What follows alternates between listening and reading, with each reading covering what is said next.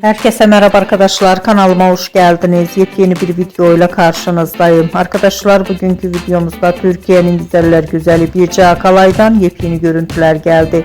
Birce Akalay'ın rengarenk muhteşem görüntülerini sizler için YouTube kanalımda video halinde sunuyorum. Umarım beğenirsiniz. Arkadaşlar, videomu beğendiyseniz kanalımı izlemeyi ve bildirim butonuna basmayı unutmayın. Şimdilik benden bu kadar olsun. Yeni videomuzda görüşmek üzere. Hoşça kalın.